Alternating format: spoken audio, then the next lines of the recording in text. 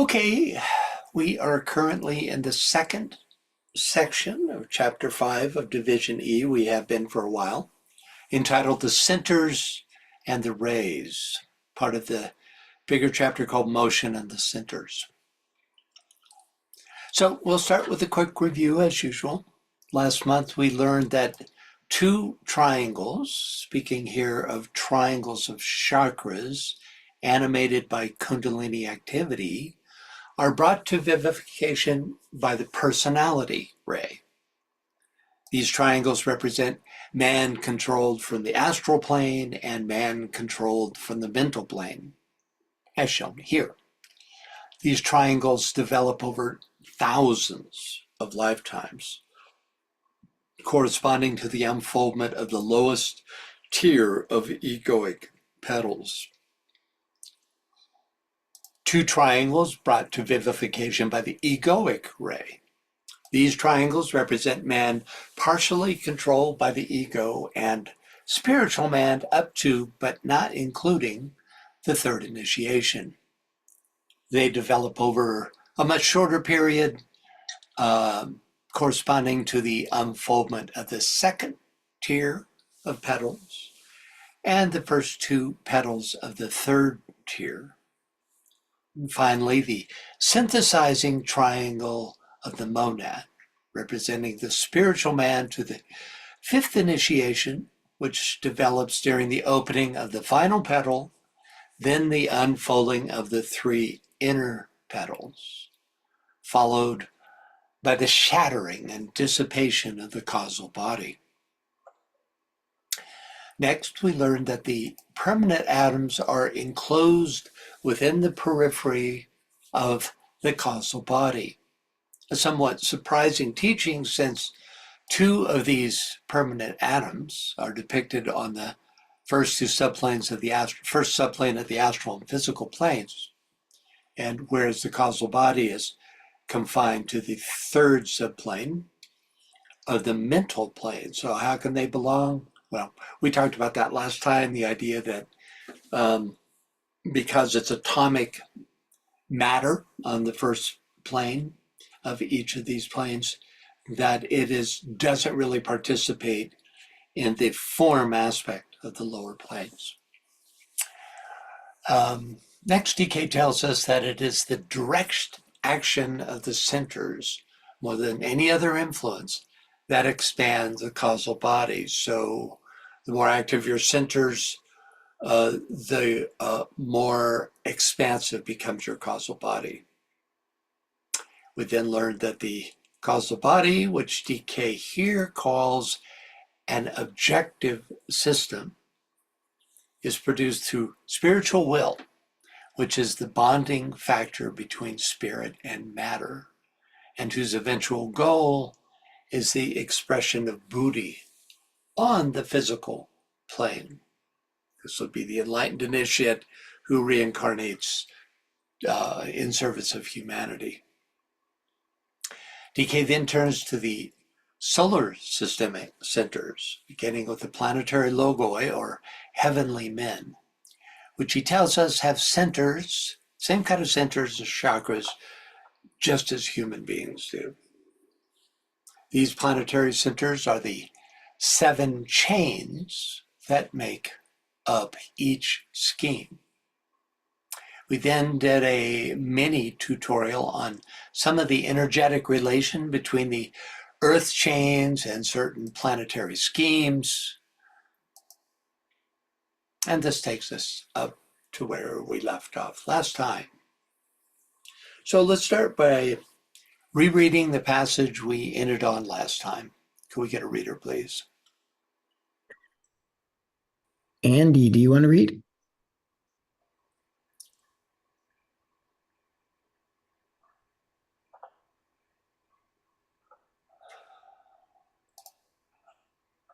I can't hear you.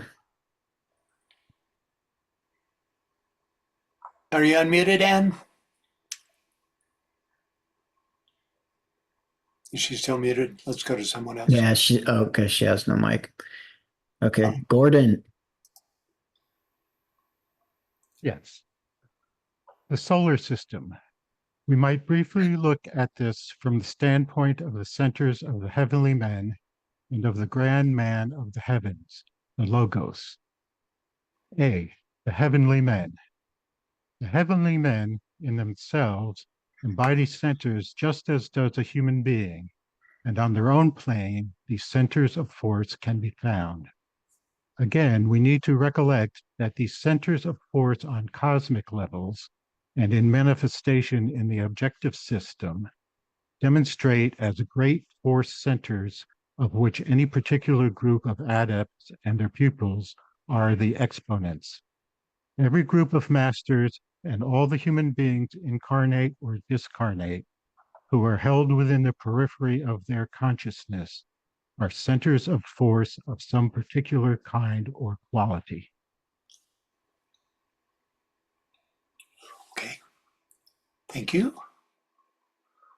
So we'll start where we left off last time.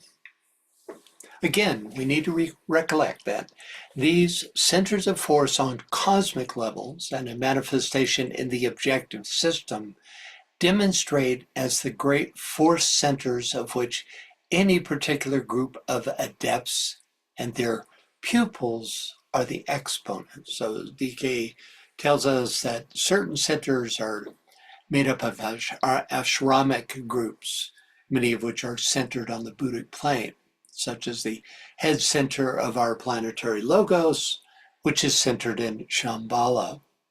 Other centers are made up of kingdoms of nature. We're talking about planetary centers, right? The centers in a planetary logos. So they're made up of kingdoms of nature. For example, the throat center of our planetary logos, which expresses itself through the human kingdom. And as we're about to learn, the solar logoic centers are made up of planetary logoi. Finally, every group of masters and all the human beings incarnate or discarnate who are held within the periphery of their consciousness are centers of force of some particular kind or quality. So these are the hierarchical ray and sub-ray ashrams, which, like all other centers, eventually form triangular relationships among themselves. By the way, I want to encourage you to ask questions and make comments anytime you have any thoughts. If you think, oh, what I have to ask, it's too simple, too elementary, I better not ask it. Believe me, there will be 10 other people who will be informed by the answer to your question. So please, anytime something is unclear, ask about it. Or if you have any comments, that's much appreciated. Okay, so Michael Robbins develops this idea of ashramic centers. Could we get a reader, please?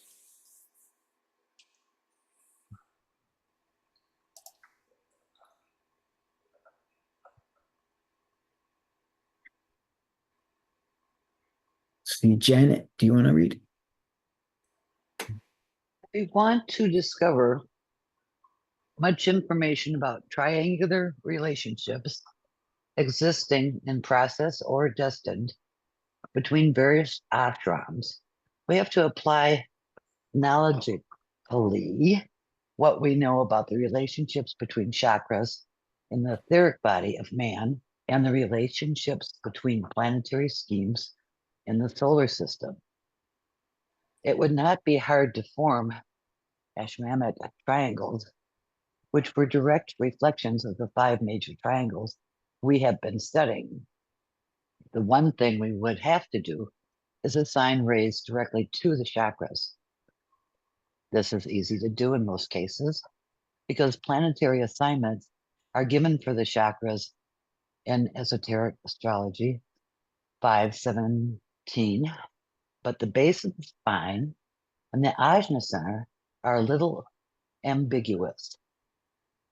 Head chakra, ray 1, Pluto, Vulcan, and later Uranus. Ajna chakra, ray 5 or ray 4, Venus, and later Mercury. throat chakra, ray 3, and later ray 7, Earth and Saturn, and later Uranus. Heart chakra, ray 2, the Sun and Jupiter. Solar plexus, ray 6, Mars and Neptune. Sacral center, ray 7, Uranus. Base of the center, ray 1 or ray 7, Pluto.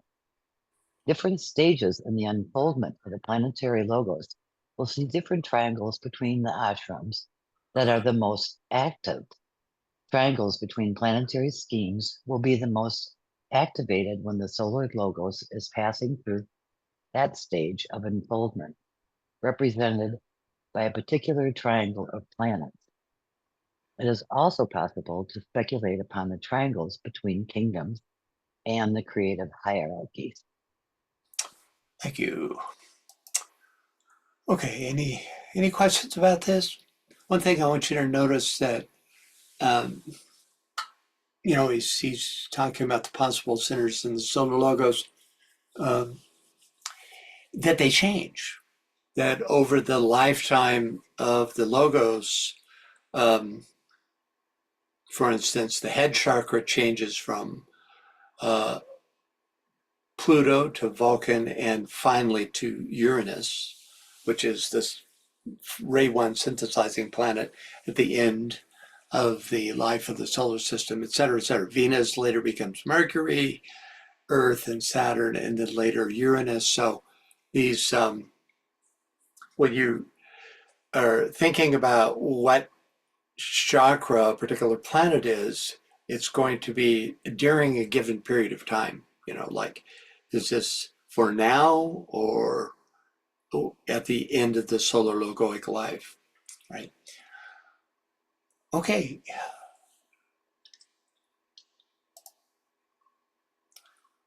Okay, next up, can we get a reader, please?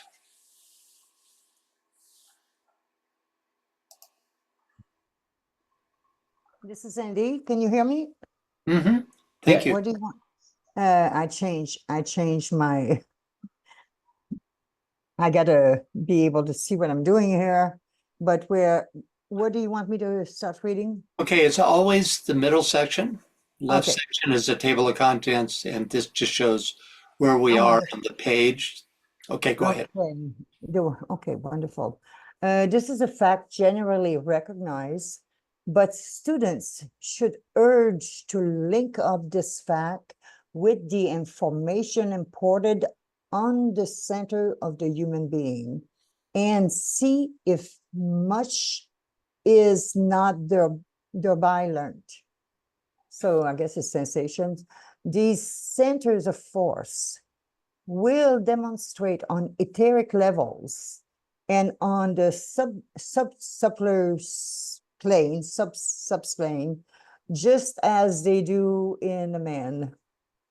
And they will be vivified, and as are the human center by planetary kundalini progressing in the desired triangles. 2 hints can be given for thoughtful consideration. In connection with one of the heavenly men, which one cannot at this time juncture be pointed out, we have one triangle of force to be seen in the following 3 centers, the 4th center of which the Manu and his group are the expression. And you're going to have to finish because there's a hindering in my view there from my computer. Sure, Okay? sure. No problem. So B, the center which the Bodhisattva or the Christ and its inherents are the focal point, and C, the center of which the Mahachohan and his followers are the exponents. Okay, so first, talking here about the idea that every group of masters and their students are centers of force is a fact generally recognized, but students should be urged to link up this fact with the information imparted on the centers of the human being and see if much is not thereby learned.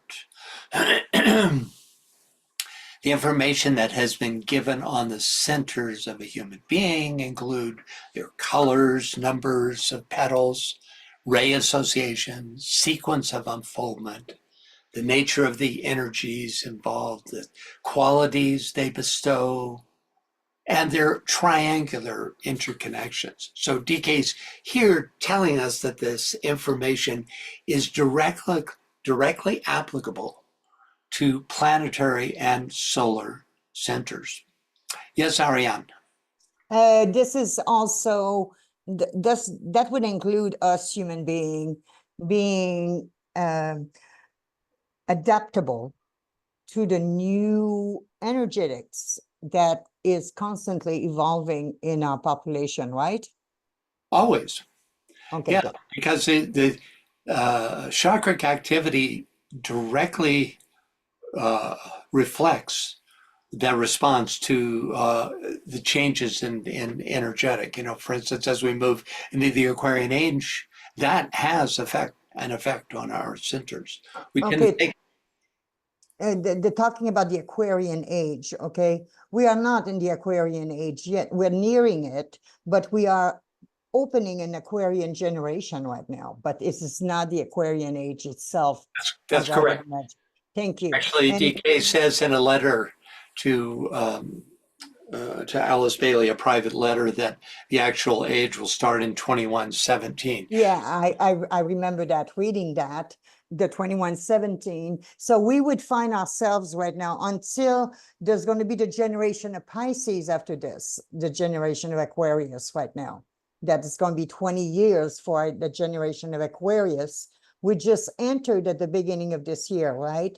So this energy that we are living through with all these wonderful learnings and sensitivity that we learn to feel within our body. I'm one of those person that's got plenty of time on her hands to do that. Yeah, good, So good. I study a lot. So I do sense the energetics, also speaking to us a little bit more affluently as far as like trusting ourselves. Yeah. With what we're feeling instead of discounting it. Right. And, I think in part that's response, to the energies coming, because DK tells us all through the blue books that this Aquarian energy is already impacting us. It's not going to start in the next energy. It's already happening. And we're responding to it. It's one of the things that has created this tremendous divide around the world between those who are responding to Piscean energies and those who are beginning to respond to the incoming Aquarian energy. Would you say that it would also be the enlightened ones, the children of the light, okay, can also be in the sense of resonating at higher frequency generationally? This is, I think that it is the first global generation that we have had, that we actually have worked with massive amount of more minds than what we have been used to participate with. Like there's more minds now activated into the learning of these blue books, right? Than that I impose on a lot of people. and it is a pleasure to sense the description that DK, when you read the books, you feel them and you sense them, right? At least I do. I don't know. Yeah, I do too. And most people I know who study this material, it's, the most important influence in their life. It is it's an inner conversation. Each time you read some of that book every day, there's an inner conversation that begins with yourself. It's a different element of vibration. That's all I can say. Yeah, that's exactly right. And it gets to be where you can pick up any book off the shelf in anywhere, like in an esoteric bookstore, and start to read it, not DK, but any other.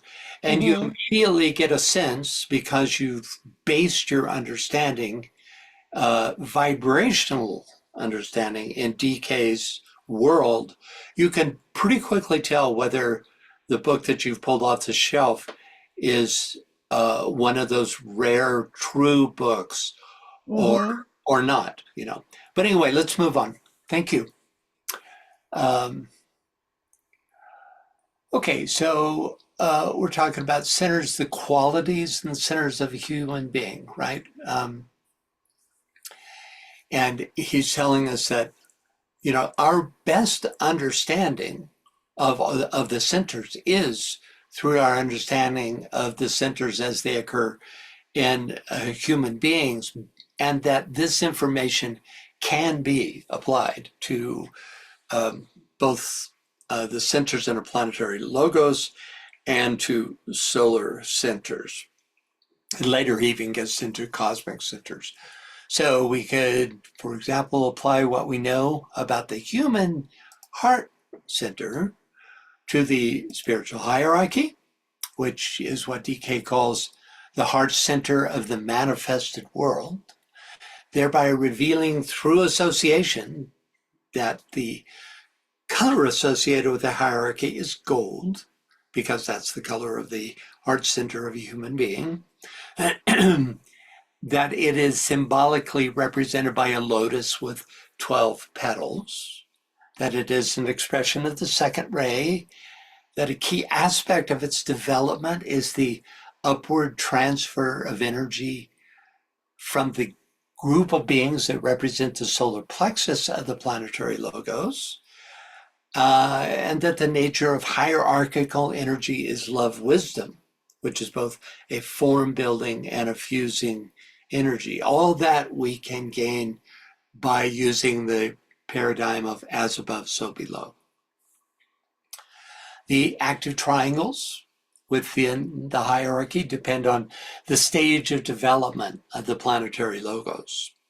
For example, when it reaches the stage that is equivalent to spiritual man up to the third initiation, an active triangle would form between Shambhala, representing the seven head centers, the hierarchy, representing the heart center, and humanity, representing the throat center. A connection that, we're told, is already in process of forming. I see a hand. Yes, Barbara.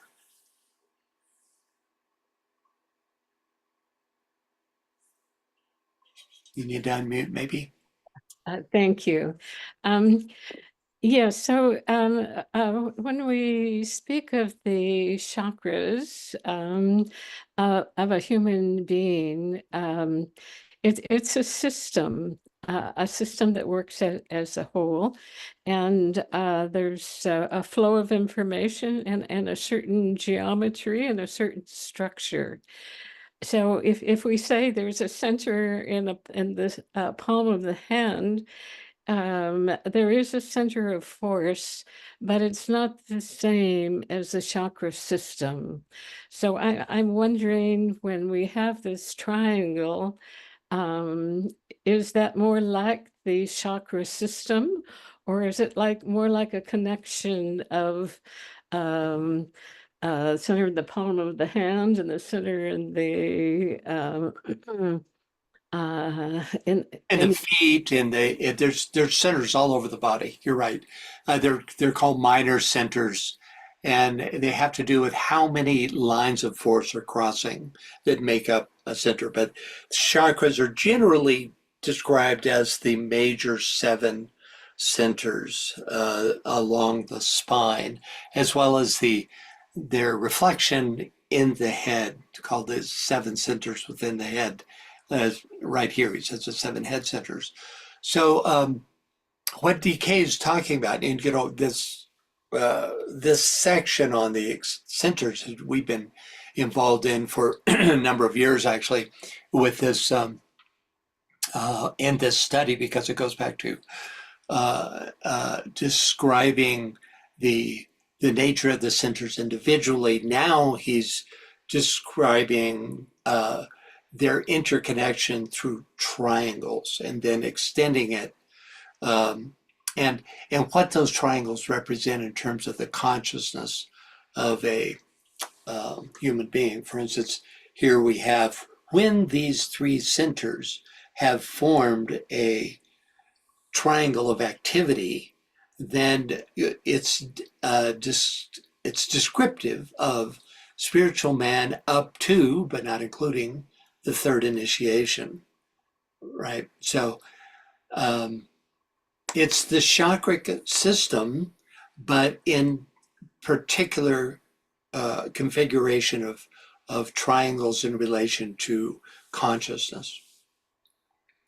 Anyone else? Okay. Yes, Janet. Hi, I'm not sure.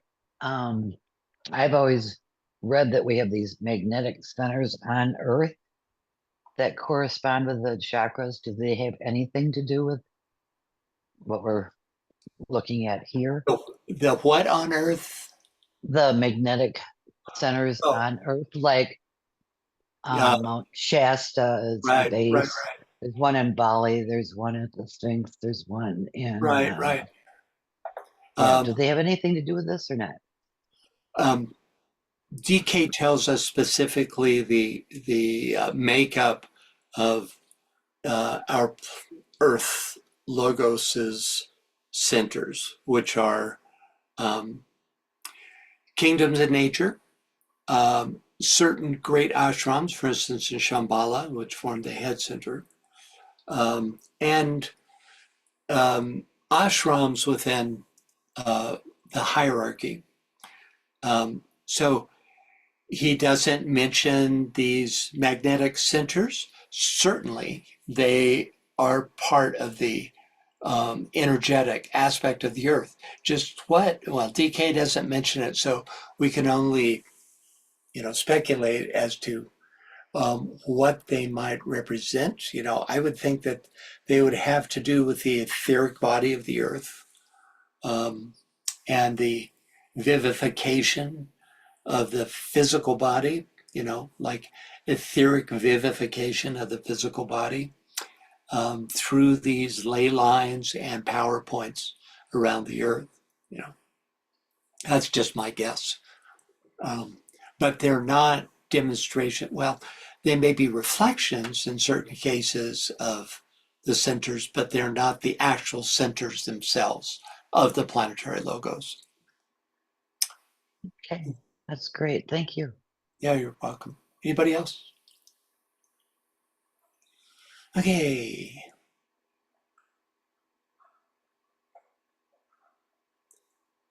I'm just catching up. Okay, next we have these centers of force will demonstrate on etheric levels and on the subtler planes, just as they do in a man. And they will be vivified, as are the human centers, by planetary kundalini, progressing in the desired triangle. So ashramic triangles are vivified by planetary kundalini. And triangles between planetary schemes are vivified by solar logoic kundalini.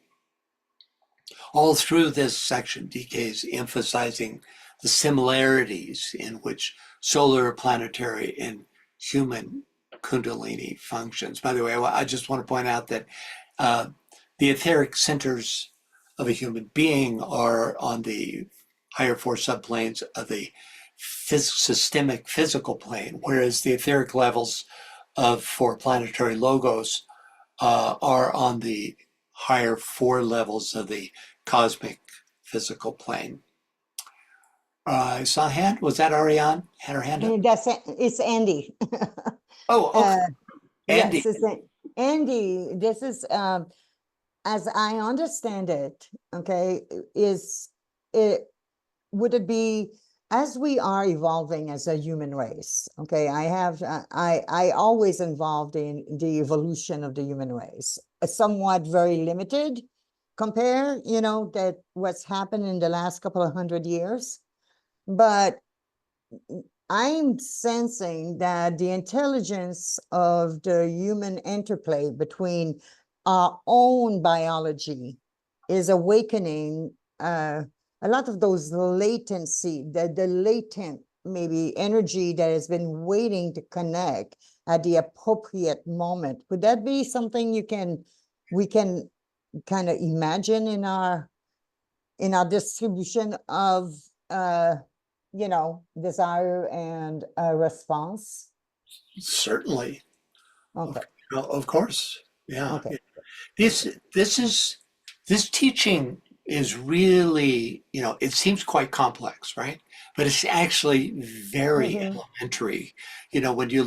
When you're just talking about the seven chakras, for instance, that's like chapter headings or book titles, Yeah. you know, and the subtleties involved in these unfoldment, and especially in their interrelations with uh, other chakras and the triangles they form Mhm. outside their own system with other systems is what you're talking about, these Yes. energetic lines of connection. So, Yes, and I know that many times during a day, depending of the energy, the activity of the planets on there, I can feel subtly, like a subtle something just changed, and it will express itself in my day somehow. That feeling, that emotion, it's not an emotion, it's just a sense of knowing yeah, something just changed and will arrive. it's It's sensitivity. Yeah, it is just wonderful, and to me it's like a new nature in the journey that you're living life with, so yeah, I love it. Yeah. yeah, well said. Yeah, it's inner sensitivity, and determining the source of that is a long, long process. That Yes, but it's such a beautiful process. yeah, Okay. Yeah. yeah. Thank you. Okay, finally, two hints can here be given for thoughtful consideration in connection with one of the heavenly men. Which one cannot at this juncture be pointed out? We have one triangle of four to be seen in the following three centers. The fourth center of which the Manu and his group are the expression, the center of which the Bodhisattva or the Christ and his adherents are the focal point, in the center of which the Mahachohan and his followers are the exponents. So if the unrevealed heavenly man under discussion is not the earth, DK is here telling us that at least one, and possibly all, other heavenly men have a Manu, a Bodhisattva, and a Mahachohan, which is an extraordinary revelation in and of itself. But no matter which planetary scheme is being described, it's no surprise that a triangle of force exists between these three office heads, which represents the first, second, and third divine aspects. This again takes us back to the two triangles we've been considering over the last few webinars, and most probably the fifth triangle. Michael Robbins further develops this particular theme. Can we get a reader, please? Yeah, before that, we have a hand and then a question from Magda is, do the seven head centers corresponding to the seven chakras have names? Well, they usually call them, like the one most cited is the heart center in the head, right? And it's the same name, but in the head. Now, do they actually have names on the inner side? Of course they do, but DK doesn't give us those names. And, they're possibly, like for instance, in esoteric Buddhism or esoteric Hinduism, you could, where this system is understood, because the seven centers in the head is not the usual way of understanding it. Most uh, most descriptions of the chakras are just the seven. You don't have those does further delineations of the seven and the head. So, where you would find those names, it'd probably be, in the esoteric schools of both, of either or both Hinduism and Buddhism, but definitely, in Theosophy it describes it, but they don't give further names than what I described. Yeah. And the hand, whose hand was it? Yeah, but she put it down. Oh, Tia, come on. Are you back? Maybe she got it answered. Oh, okay. It wasn't a question, it was a comment related to Janet's observation about Mount Shasta and the magnetic poles there, because I know that it's not just a magnetic pole, it's actually portals. Not only there, but they have them in Japan and other parts of the world, and there are actually groups now who have been working with them for years, as far as along third ray lines, as far as clearing them, and as so they can support the ecosystems of the earth or the nature around them, as far as revivifying our planet. And so it'll be really interesting as we move into the age of Aquarius, how the seventh ray now will impact the use of those centers. Because when we started, we talked about if we're corresponding them to the cosmic body or the planetary bodies, then we know that they all move along certain rheological lines. And so with that being the physical etheric body, we know that, the law of correspondence, third and seventh ray shouldn't be that far behind. Yeah, I would think that as the seventh ray continues to come in, that there will be a kind of renaissance of interest in those centers, which the ancients completely recognized, and you often built temples right over those points,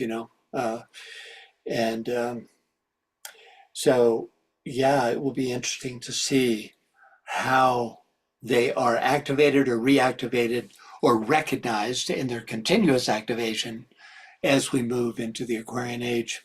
I know especially all through England, there's just a strong recognition of these energy centers and the ley lines, etc. Thank you, Tia. That was an important addition. Thanks for that. Do you want to read this, by the way? Are you up for that? Yes.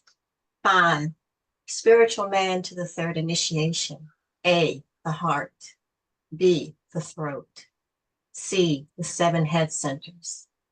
One analogy to the 7 head centers, as described in Triangle 5, when applied only to the spiritual hierarchy, might be the 7 chohans, which are shambolic beings. If we take this as a hypothesis, then perhaps the 3 great lords have an analogy to the 2 many-petaled head centers and the Alta Major center. However, the comparison is not exact and has its problems. In the next paragraph of the text, an analogy is drawn between the 7 Kumaras and the 7 head centers, and surely this is apt. Much about the assignment of centers to planetary groups depends in the context we choose. We can, for example, choose to apply the chakra system only to the hierarchy, or to the hierarchy and Shambhala, or alternately, we can apply the chakra system to all the planetary kingdoms, including hierarchy, humanity, and Shambhala. In each case, different groupings will be assigned to different chakras or triangles of chakras. MDR commentary on TCF. Thanks, Tia. Okay, do you understand what he's saying here, that you can, each of us has a chakric system. The group, any truly integrated group that has developed group consciousness will also begin to develop a chakric system within itself. Plus, itself develops becoming a chakra, depending on its ray expression, in a larger body. For instance, within the hierarchy or within a group of 7 ashrams within the hierarchy. You see, so it's very fractal in this way. Um, so he's saying that, you know, if you just take Shambhala, for instance, you could discern 7 chakras just within that group. Same with the hierarchy, and same, I would say, within each group that is expressed through the Manu, the Bodhisattva, and the Lord of Civilization. Each one of those groups, you know, if you look at the masters and the advanced initiates that form those groups, that there would be a chakric system for each of those. Okay.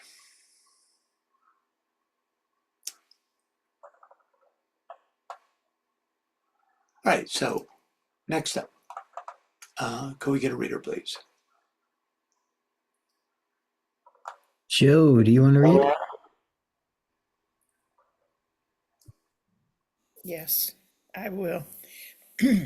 These 3 groups from the 3 centers in one great triangle, a triangle which is not yet in complete vivification at this stage of evolutionary development. Another triangle in connection with our own planetary logos is that formed by the 7 Kumaras, the 4 exoteric Kumaras corresponding to the 4 minor head centers, and the 3 esoteric Kumaras corresponding to the 3 major head centers. The second hint I seek to give lies in the triangle formed by the Earth, Mars, and Mercury. In connection with this triangle, the analogy lies in the fact that Mercury and the center at the base of the spine in the human being are closely allied. Mercury demonstrates Kundalini in intelligent activity, while Mars demonstrates Kundalini latent. The truth lies hid in their 2 astrological symbols. In transmutation and planetary geometrizing, the secret may be revealed. Thank you, Joe. Okay, so first, these 3 groups, you know, we're talking about, you know, Manu, Bodhisattva, and Mahachohan, form the 3 centers in one great triangle, a triangle which is not yet in complete vivification at this stage of evolutionary development. Yeah, so these are the ashrams of the Manu, the Bodhisattva, and the Mahachohan, respectively. The fact that this triangle is not as yet completely vivified, it seems to me anyway, adds to the likelihood that the planetary logos, which he said couldn't be revealed, is the Earth, which stands on the cusp of becoming a sacred planet. I mean, what are the chances that another planet is organized in the identical way and is also at that identical point of not yet being completely vivified? I mean, it's possible. You know, there are other planetary logi who are in the on the 4th globe of the 4th round, so possible. But I tend to lean more and more towards the idea that it is the Earth under discussion. And if so, then you have to ask yourself, why is this something that can't be divulged? You know, if anything, that's an argument for it being another planetary logos, but it just remains a mystery. Okay, next up, another triangle in connection with our own planetary logos is that formed by the 7 Kumaras, the 4 exoteric Kumaras corresponding to the 4 minor head centers, and the 3 esoteric Kumaras corresponding to the 3 major head centers. So he's given us a real conundrum here. Since the Kumaras reside in Shambhala, the statement, first of all, distinctly identifies Shambhala as the domain of the head. to help us analyze this statement, let's reread this passage from earlier in this section on the centers. Can we get a reader, please?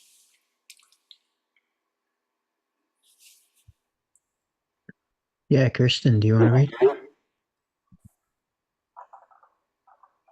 Yes.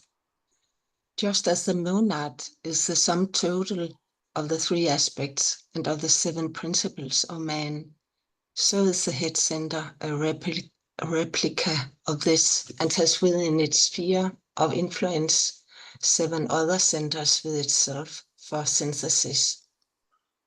These seven centers are likewise divided into the three major and the four minor centers, with their union and consummation seen in the gorgeous center, surmounting and enveloping them all.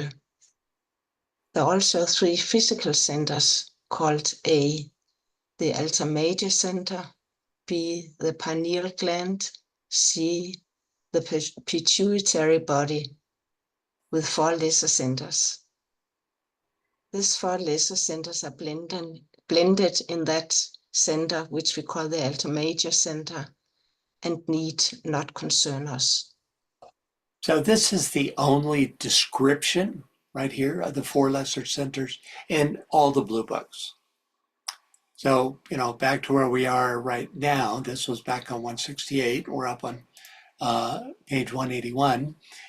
Here we learned that the exoteric Kumaras are associated with these four lesser head centers within the planetary logos, which, if they are blended in the alta major center, as he describes them to be, as in the case of the head centers of a human being, could give us the following triangle. The thousand-petaled lotus held by the first esoteric Kumara, the Ajna center held by the second esoteric Kumara, and the alta major center held by the third esoteric Kumara, who synthesizes the four lesser Kumaras, just as the alta major center does for a human being.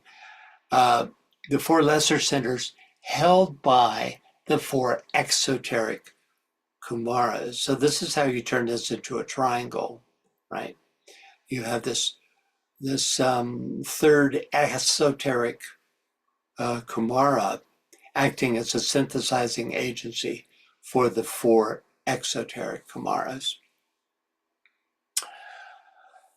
Okay, let's take a look at the footnotes referenced by this reference to the three major head centers.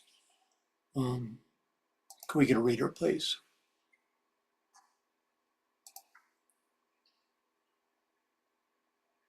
Magda, you want to read? There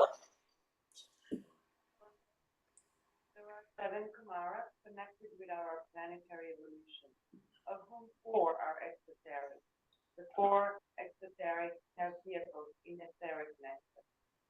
Three Kumaras are esoteric and have their vehicles in subtle matter still.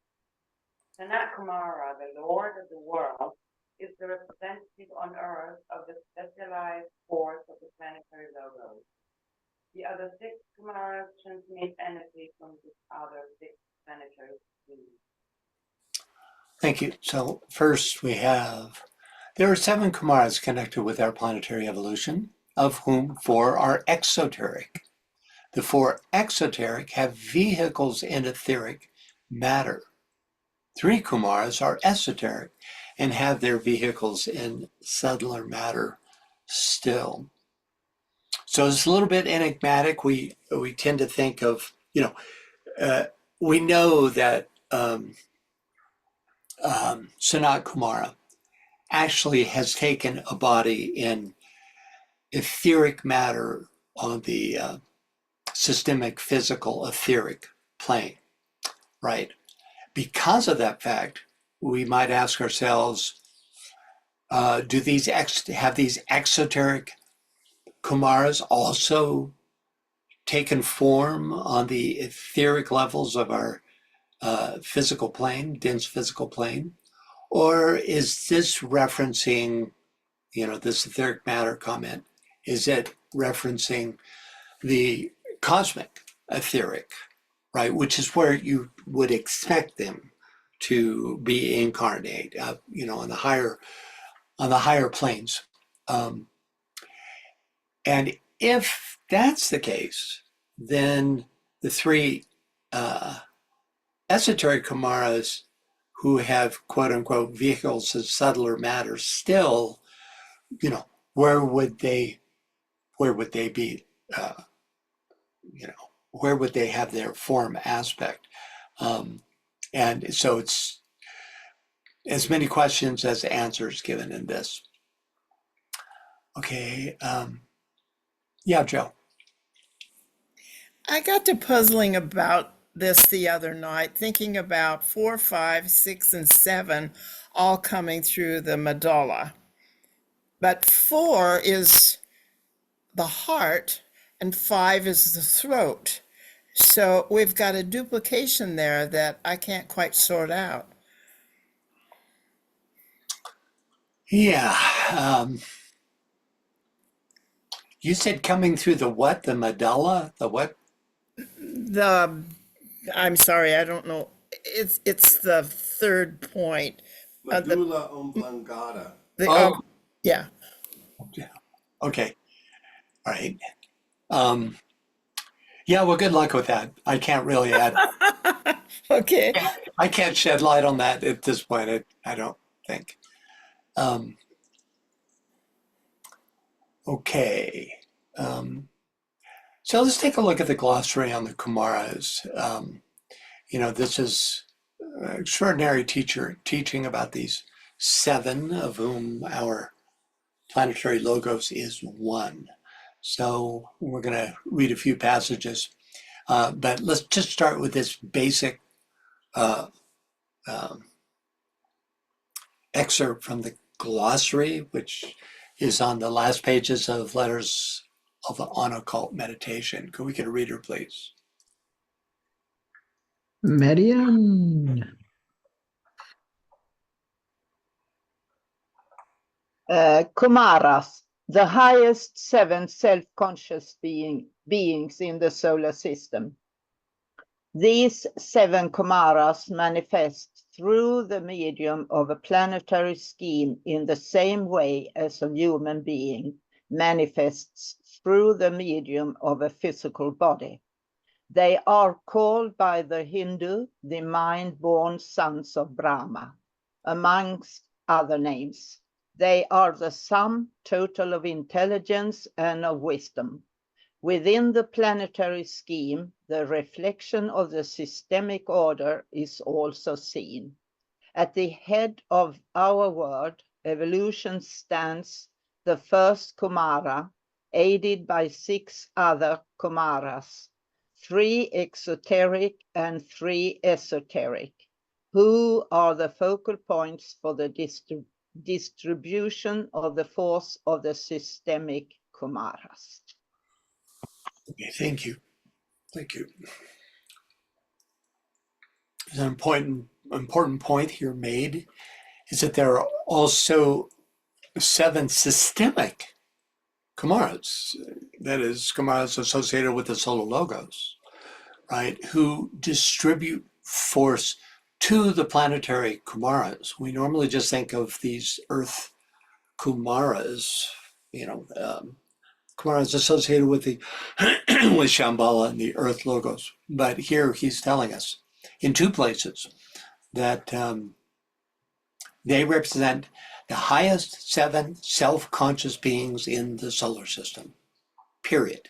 That's not going to be the 7 Kumaras associated with the Earth, right? Indeed, they are solar systemic level Kumaras, right? And we get that in this last sentence where he says, who are the focal points for the distribution of the force of the systemic Kumaras, right? So he's talking about the esoteric and exoteric Kumaras and connected with our planetary scheme, who receive and distribute the force from the systemic Kumaras. So It's not a teaching we often come across. Did I see a hand? No? Okay. Yeah, Tia.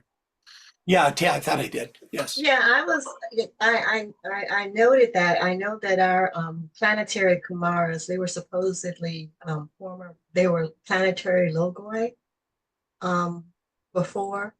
And so these we don't know the origin of the systemic Kumaras, but we know that they work energetically with our planetary Kumaras. Right. Right. And if the planetary Kumaras were logoi, then we might assume that the solar Kumaras were solar logoi. After all, he does say they're the 7 highest self-conscious being in the solar system, certainly making it more conscious than any of the planets. And, we might infer from this that they're of equal consciousness to the solar logos. Certainly that's the case with our planetary Kumara, where it's 7 brothers basically, with Sanat Kumara in the lead. But is he leading because it's, as 4th Kumara, it's his time for expression, or is he indeed more advanced than the other 6? We don't really know that, but we could assume the same thing would be true for the solar Kumaras. An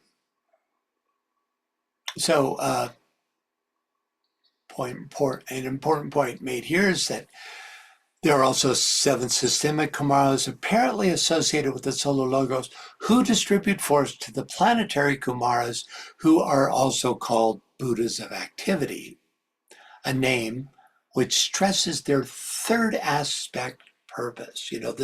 This idea of the will to be, and proponents very much connected with the Lord of civilization in that way, but on an earth scheme level.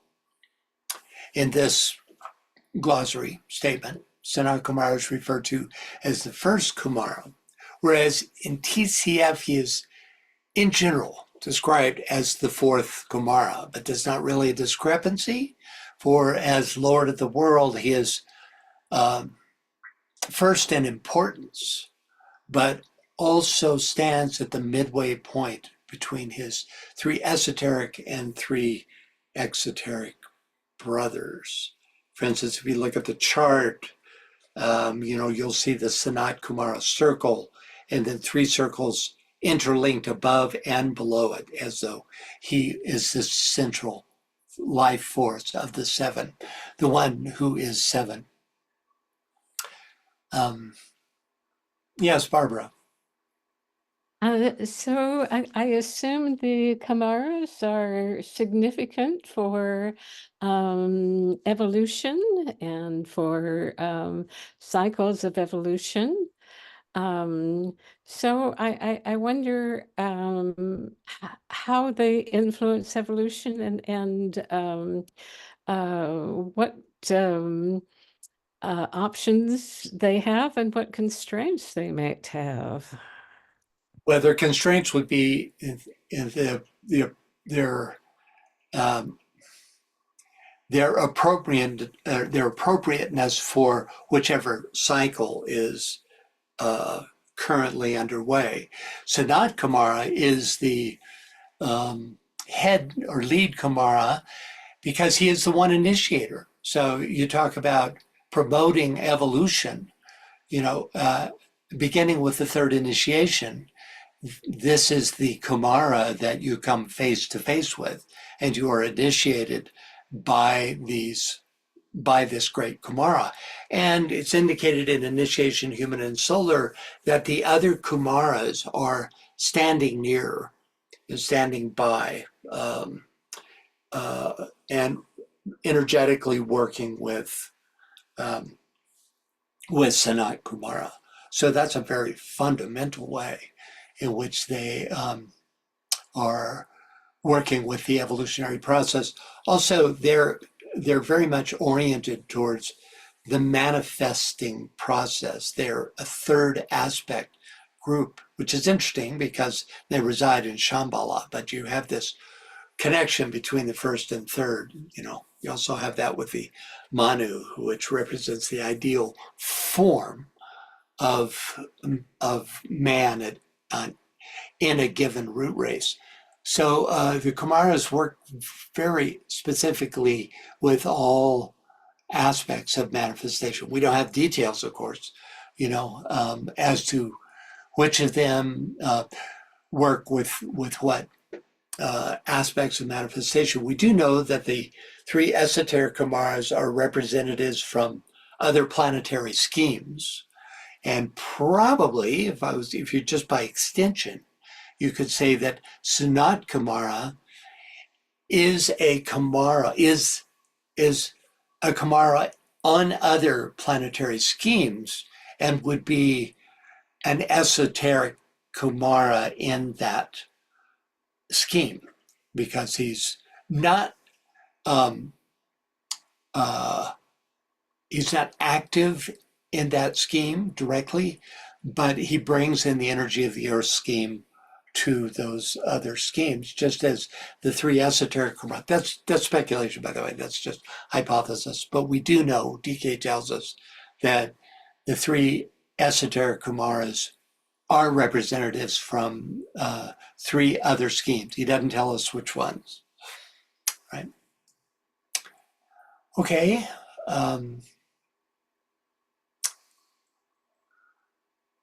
Okay, so we might ask the question what position does Sanat Kumara hold in this chart, right? We have the esoteric Kumara, and the synthesizing esoteric Kumara, who, this is the 5 in 1, where you have 4 lesser centers held by the exoteric Kumaras. Possibly, this is again my hypothesis, possibly synthesized by this 3rd esoteric Kumara. I did this because it forms a triangle. DK tells us that they form a triangle, right? So where does Sanat Kumara fit in this chart? It's he's clearly not an esoteric Kumara, since these 3 are emissaries from other planetary schemes. But it also seems unlikely that he is an exponent, since he's the Lord of the world, that he is an exponent of one of the lesser planetary centers. So, but he is definitely one of these 7. So, it's very often you get that, with DK writings, you can't always close the gap, You just have to hold the problem and hope that some reading at a later time will help you resolve it. Okay, next up, the Lord of the World is the representative. Francis, can we go back? Because I'd like to make a point about what you were just discussing. Go ahead. 1 page before that. Sure. 1 slide before that. The interesting thing is when we were talking about the 3 aspects, and you said they represent the 3rd aspect, and I guess that can be caught in the phrase the mind-born sons of Brahma. But Right. then when we see here, they also say that they are the sum total of intelligence and wisdom, which, is referencing to the 2nd aspect. And then you talked about Sanat Kumara being the one initiator. The initiator is the 1st aspect. So perhaps, that is where that's the energy that he holds, because we have not moved into, we are still a 2nd ray solar system. We haven't moved into the will aspect yet. And perhaps that's what he is holding, that particular energy, whereas the others hold the 2nd and 3rd aspects. Yeah. This brings up a really interesting point, which is we only know these beings all of these beings. For instance, the even solar angels, as well as the department heads, and certainly these Kumaras, in terms of their activity in connection with humankind. We have no clue of what they are on their own plane, you know. So when, DK describes them as Buddhas of activity, and therefore very much connected with the third aspect. But who are these great beings in and of themselves outside of the office? We have no idea. I would think that they are far beyond, you could say, having achieved mastery of all three aspects, as we understand them. They would be way, way beyond any level of a master of wisdom or master of compassion. They would be more on the line of cosmic initiation, and so would be working with the energies totally beyond our understanding on their own level. But they work with us, and I would think probably because the earth is at this point expressing itself through the third ray. It has a third ray personality, and they're working in accord with that expression. That's my guess. But good thoughts, Tia. Thank you. But I would think, since they are working in concert with systemic logoi, and we're in a second ray solar system. I see. You see what I'm saying? And so that would have an impact upon how they externalize. And then that will shift when we, move into a first ray solar system. Because that's the point. They have to function within the energies that are available to function as we are, with where we are in our point of evolution. Right. And, that brings up the idea that the third ray in our solar system is actually a subray of the second ray. And that would be the ray line that they're working on. From our perspective, probably very much masters of second ray influences. Certainly the systemic Kumaras would be, equivalent masters to the solar logos itself, in this second ray expression. I would imagine that all their ray influences, and we know nothing about this, DK, this is one of the few descriptions of systemic Kumaras. I haven't read it anywhere else. But that they would be focal points for cosmic influences.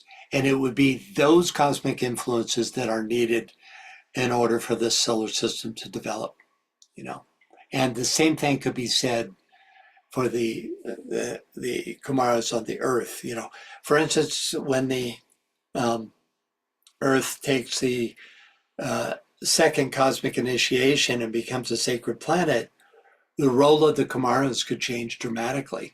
I don't think the Kumaras themselves will change dramatically, because I think they are already, maybe they'll participate along with Sanat Kumara in that second initiation, who knows, second cosmic initiation. But their influence will then be appropriate to the humanity of that time. That's going to be in the next round, by the way. So thank you, Tia. Those good thoughts. Anyone else? All right. Yeah, I was up to this. Wait a minute. Yeah, here, and then, finally, the Lord of the world is the representative on the earth of the specialized force of the planetary logos. I read this. The other 6 Kumaras transmit energy from the other 6 planetary schemes. So it's not just the esoteric Kumaras, all of them transmit energy from the other 6 planetary schemes. This is always a puzzler because the Earth isn't even one of the sacred schemes, right? There's a lot more than 7 planetary schemes. So the other 6 planetary schemes, when our Earth is not even a sacred planet, it's puzzling, just what is meant by that. But and he doesn't say 6 sacred planetary schemes. That whenever you're talking about 7 schemes, you're usually talking about 7 sacred schemes. But anyway, let's take a moment to learn more about the Kumaras. So I've selected 3 passages that, to my mind, reveal the most about the Kumaras. Now, this first indication where it says 5 Kumaras, I'm thinking that's probably this 5, the 4 lesser Kumaras and the synthesizing Kumara. That's what's being described here. But that's just a hypothesis. Could we get a reader, please? Miri, do you want to read? Yes, the 5 Kumars. We might now consider briefly the subject of the 5 Kumars, who are the sum total of manas on the earth. I have stated that the Lord of the world, the first Kumara, is the planetary logos of our scheme in physical incarnation. But nowhere has the impression been conveyed that the 3 Kumaras associated with him are 3 other planetary logi. This is in no way the case. These 3, called the Buddhas of activity, are but the vicegerents open Vice regents. Thank you, vice regents. It's actually spelled wrong. I'm seeing it now. So that wasn't your mistake. Yeah, it's vice regents. These 3, called the Buddhas of activity, are but the vice regent open our planet of those 3 planetary logoi, who, with our planetary logos, make the sum total of the logoi quaternary. Associated with them are the 3 esoteric Kumaras mentioned in the secret doctrine, who represent the 3 other logoi, and so make focal points for all the logoic forces within our chain. In each chain, such representatives are found, 6 focal points embraced by the 7, the planetary logos of the scheme, who holds them all within his aura. Okay, I can't call to mind which are the other 3 involved in this logoic quaternary that are specifically oriented towards the development of mind, but DK lists this group. So we could actually, through a little research, find out what these other 3 planetary logoi, which these Kumaras represent, or they're called vice regents here, on our planetary scheme. We could actually figure that out. I would think certainly probably Mars, Venus, and Mercury, because they all 3 have to do with the development of mind. Mars at an elemental level, and of course we know that Mercury and Venus are very much active in the development of the monastic principle on the earth. So that could be the group, which would mean that these 3 that make up, along with Sanat Kumara, come from those 3 logo. I'd have to double check on that, but anyway. Okay, next up, reader, please. Of course, these depictions are all from, well, the first 2 are from traditional Hindu belief system on the Kumaras, which only recognize 4 Kumaras. So these 2 especially, they're always depicted as little kids. See, you got 3 here and 1 little one over here, right? And whereas, of course, Theosophy recognizes 7, but there is no depiction of that. Okay, so can we get a reader, please? Tom, do you want to read?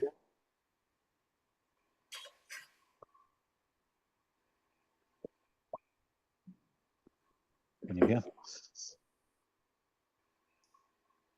Yes, go ahead, Tom. Okay. Their work is threefold. First, they are the centers in the body of planetary logos.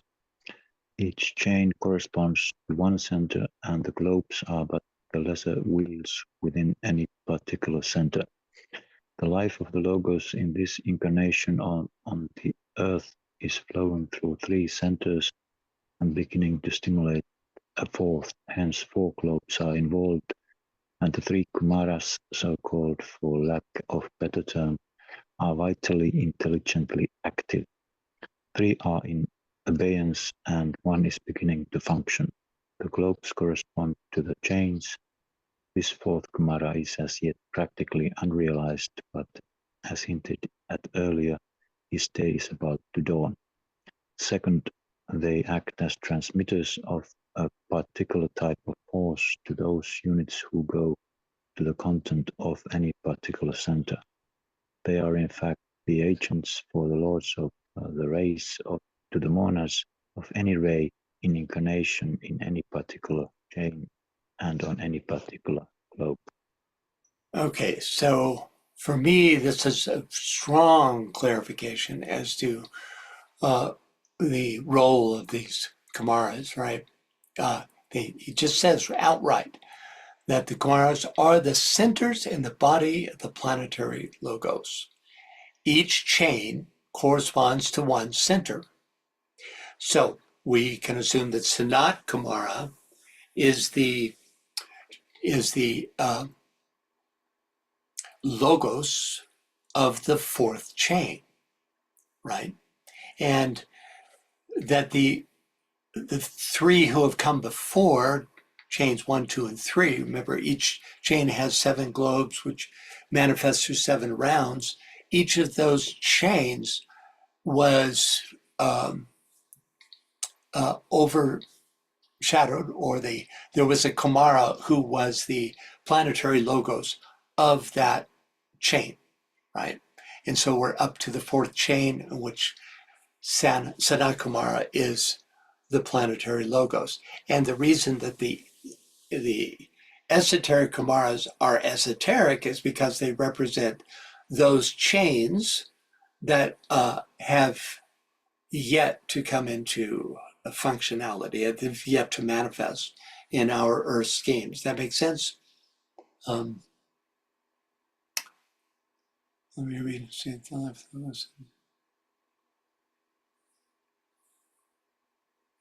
Yeah, and then you have it also, the same thing going on with the globes. It's directly stepped down. So the 3 globes that went before, even in this 4th chain, are also, you could say, overshadowed by those earlier 3 exoteric Kumaras, now exoteric because they've come into form, and that the 3 globes yet to come will be overshadowed by the esoteric Kumaras. And then they are the agents for the lords of the rays to the monads of any ray in incarnation in any particular chain and on any particular globe. So they're very much connected with the ray force that manifests on a particular globe or chain.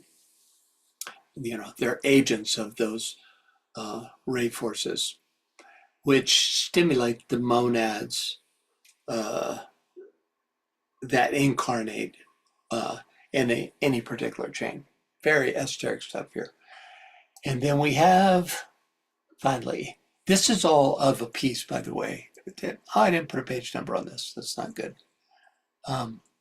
Yeah, this is one continuous These are not three separate quotes. These are all continuous. So could we get a reader?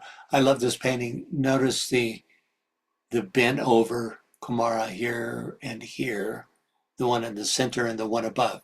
Again, only four, right? The idea that the other three are not embodied. So anyway, can we get a reader, please? And Veronica, do you want to read?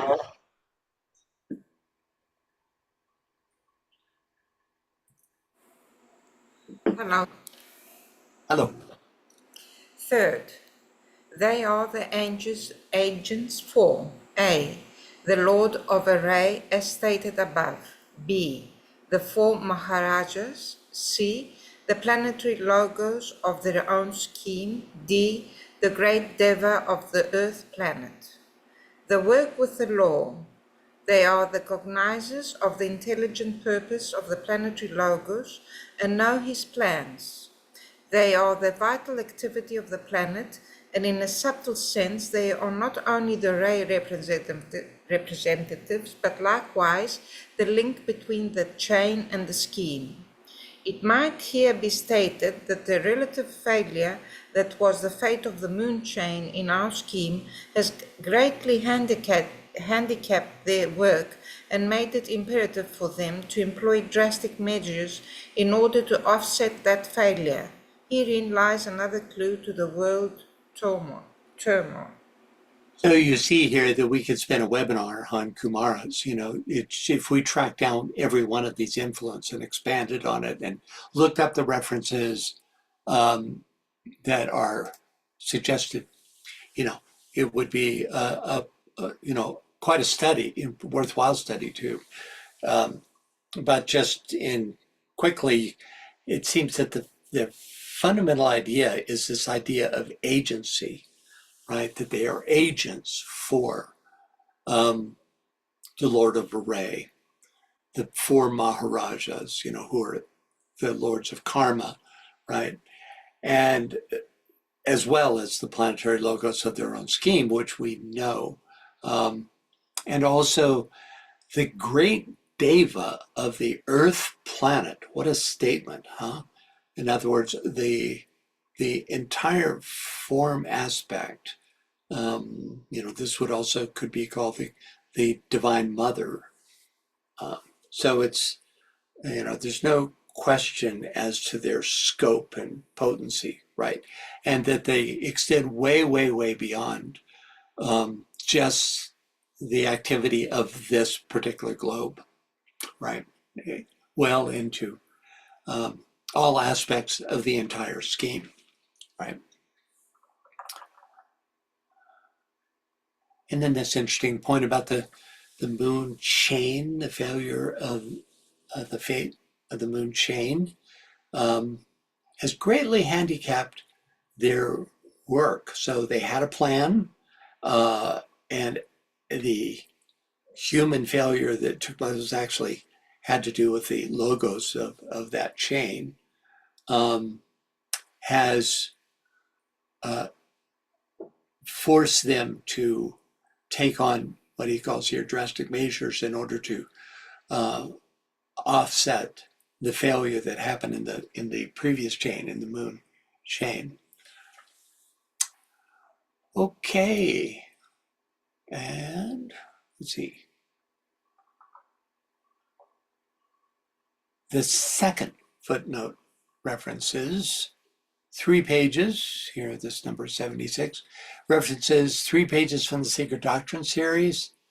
The first 2 pages make it clear that the Mars and Mercury schemes are not chains in our planetary scheme, which seems obvious to us, but was misstated in A.P. Sinnott's book, Esoteric Buddhism, and so had to be corrected. In fact, H.P.B. wrote, the Indian master that taught both Sinnott and H.P.B.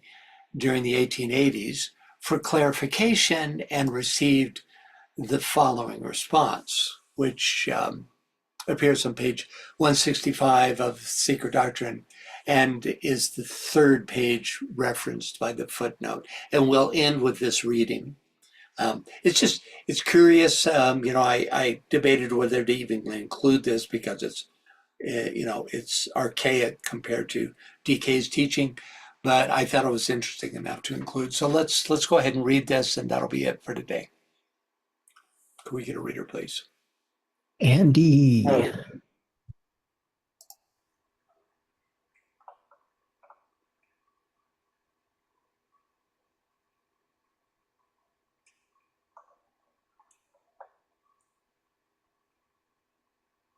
You there, Andy? Okay, moving on. Gordon. Okay. It is quite correct that Mars is in a state of obscuration at present, and Mercury just beginning to get out of it. You might add that Venus is in her last round. If neither Mercury nor Venus have satellites, it is because of the reasons, vide footnote supra, where those reasons are given, and also because Mars has two satellites to which he has no right, Phobos and the supposed inner satellite is no satellite at all.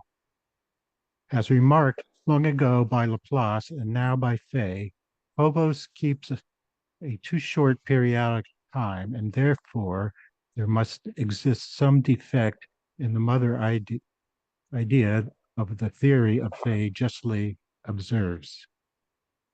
Again, both Mars and Mercury are septenary chains as independent of the Earth's sidereal lords and superiors as you are independent of the principles of Dowling. Tom Thumb. Gratification of curiosity is the end of knowledge for some men, was said by Bacon, who was as right in postulating this truism as those who were familiar with it for him, and were right in hedging off wisdom from knowledge and tracing limits to that which is to be given out at one time. Remember, knowledge dwells in the heads replete with thoughts of other men, wisdom in the minds attentive to their own. You can never impress it too profoundly on the minds of those to whom you impart some of the esoteric teachings. Okay, indeed, a footnote is somewhat interesting. We actually went over this some months ago in the Secret Doctrine. Okay, that's going to be it for today.